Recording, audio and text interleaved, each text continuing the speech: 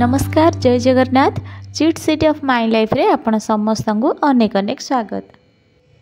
कौन आपण भी रेगुलर से माछ भजा तरकारी आ बेसर खाई बोर हो गले कि तेबे आज मोर यही रेसिपीटी को ट्राए करंतु देखिए निश्चिंत आपण को गोटे नुआ स्वाद आनीदब। यही रेसिपी पाई आमको नुआ किछि मसलार आवश्यकता नहीं, घरे थिबा से नीतिदिनिया मसला गुड़ी को ही आम व्यवहार करबा, किंतु प्रोसेस टिके अलग रहिबो आ निश्चिंत आपण मानकु भल लागिबो। आ जदि भल लागे तेबे रेसिपीटी को आपण फ्रेंड्स और रिलेटिव मानकु फेसबुक किंबा व्हाट्सएप माध्यम रे शेयर कर देबे आ गोटे सुंदर कमेंट दे वीडियो को लाइक करिवे। तेबे चलंतु रेसिपी स्टार्ट करबा। सेथि पई हमर जो मिक्सचर ग्राइंडर छोट जार सेथिरे मु गोटे बड़ पियाज को एमती छोट छोट करी काटी नेछि, गोटे इंच अदा, दुईटा कंचा लंगा एवं 2 मुदा रसुण तार चोपा छड़े तार कोला बाहर कर देछि। रसुण टिके अधिका रहिबो, ताको एमती जेमती मु वीडियो रे देखौछि दरदरा करी बाटी नै आसबा। तापरे जेमिति आपण माछ भाजंती से लूण हळदी बस सेई स्टेप रु ही मु रहि जाइछि। एइठी कोन करबा ना आमे गोटे चम्मच बेसन ऐड करबा आ गोटे चम्मच कॉर्नफ्लोर। आपण चाहिले 2 चम्मच कॉर्नफ्लोर मध्ये नै परिबे। गोटे गोटे चम्मच एइथि कहली कहीं मुझे 700 ग्राम माछ नहीं, आपड़ जी माछ ने से हिसाब से ऐड करेंगे। तापर आमे जो मसला बाटिक रखी थे दरदरा करके गोटे चम्मच एबे ये सब को आमे हाथ में भल भाव में मिसईदेबा। पानी बिल्कुल भी ऐड करें, आमर माछरे जो अल्प अल्प पानी लगी थाए से गोलेबे। यापर गैस उपर गोटे कड़े नहीं जाइए से 4-5 चम्मच सोरिष तेल दे देइछि। आपण ट्राए करेंगे सोरिष तेल ही बनैबा पई। सोरिष तेल ही आमर नॉनवेज बनिले तार भल टेस्ट आसी थाए। आ ध्यान रखिबे तेल भल भाव में गरम होला परे माछ आमे सेथिरे पकेइबा। आ बहुत अधिका माछ पकेइबानी, जेतिकी आमर कड़ाई रे धरुची सेतिकी ही पकेइबा, नचेत एटा कड़ाई रे लागी जाई पारे। किछि समय परे इठी गोटे साइड आमर हेई गलानी, आमे ताकू आरपट को लेउटेबा। जो माने माछ भजा खाइबा को पसंद करती आपण तांको पई ए स्टेप रु एमती माछ काढ़ी के रखी देबे। एमिति हमर माछ मैरिनेट करिकी भाजले तार टेस्ट केवल लूण हळदी देकी आमे जो भाजुथिले ता टेस्ट रु आहुरी बढ़ी जिवो। एबे हमर दुई पाख साइड माछ पूरा भल से भाजी ही गलानी। एबे हमें सेकेंड फेज मध्य माछ आमर आउ जहाँ थिला ताको भाजी बाहर कर दबा। एबे हमें कौन करबा ना गोटे पियाज को एमती टिके बड़ बड़ साइज रो काटिकी नेबे। देखिबे बेसी बड़ हेनी, मीडियम साइज अछि। मु जो भली भाव में वीडियो रे देखौछि कैप्सिकम को मध्य सेई साइज रो काटिछि आ टमाटो को मध्य टमाटर मु मझी अंश काढी देछि। माछ भाजिबा परे जो आमर कड़ाई रे बळका तेल अछि सेथिरे ही फास्ट मु पियाज और कैप्सिकम को देकी भाजीबी। पियाज और कैप्सिकम हल्का टिके भाजी ही गला परे मु टमाटो को भाजीबी। इटा को आपण भाजिला बेले बेसी सॉफ्ट कर देबेनी, हल्का टिके क्रंचीनेस रहिले ही एटा खाइबा पई पाटी को भल लागिवो। पियाज और कैप्सिकम अधा एठी भाजी ही गलानी। एबे मु टमाटो को दउची एवं टमाटो को मध्ये सेमती हल्का भाजी की याको आमे बाहर कर दबा।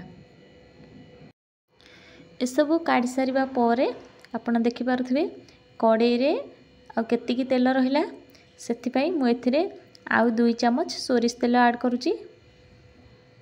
एबे सेथिरे किछि गोटा मसला माने किछि जीरा आ गोटे तेजपत्र, गोटे दालचीनी आ 2टा गुजराती फुटण पई देइची। एसबू फुटी गला परे आमे जो मसला बाटिकी रखिथिले ताको एबे एथिरे ऐड करचे। मसला को तार कंचा बास्ना जीवा पर्यंत आमे एठी भल भाव में भाजीबा। एवं कंचा बास्ना जीवा परे एथिरे आमे किछि मसला ऐड करिबा, जेमति कि हळदी गुंड, लंका गुंड, जीरा धनिया गुंड और गरम मसला गुंड। ए 4टी मसला गुंड मात्र मु नेइची। एतिकी ही मसला रे आमे ई मसला कसा बनेबा। ए मसला को आमे भल भाव में लो फ्लेम रे कसिबा, नचेत मसलाटा तलू लगी जाई पारे। जदि आपनकर मसला टिके सुखिले सुखिले हो जाउची तेबे आपण बहुत कम एथरे पानी ऐड करके पुणी मसला कषातु किंतु मसलाटा भल भाव न कषिले आमर माछर टेस्ट जम्मा भल हेनी से तरतर न होई टिके टाइम देकी मसलाटा को कषातु जमती आमर मसलारू तेलटा अलगा हो आपण मैंने देखिपे ये मोर केमती भल भाव मसला कषि सारा एवं तेल भी अलग हो गला। यही स्टेप रे आमे पानी ऐड करवा। तो ये मु गोटे ग्लास पानी ऐड करिछि। बहुत अधिका पानी आमे दबानी कहीं यही रेसिपीटारे पानी बिल्कुल न थाए कहीं आमर झोल बनइबार नहीं से माछ को जुकुजुकिया रखापी मुझे बहुत कम पानी देइछि। जेहेतु आमे पानी देले से अल्प किछि एथिरे आमे लूण पकेबा।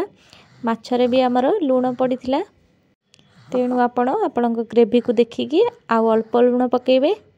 एबे आमे याकू कवर करके फुटिया पाई छाड़िबा। किछि समय पर ग्रेवीटा आमर फुटीगला पर आमे जो माछ भाजिकी रखिथिले ताकू एबे आमे एथिरे ऐड करबा।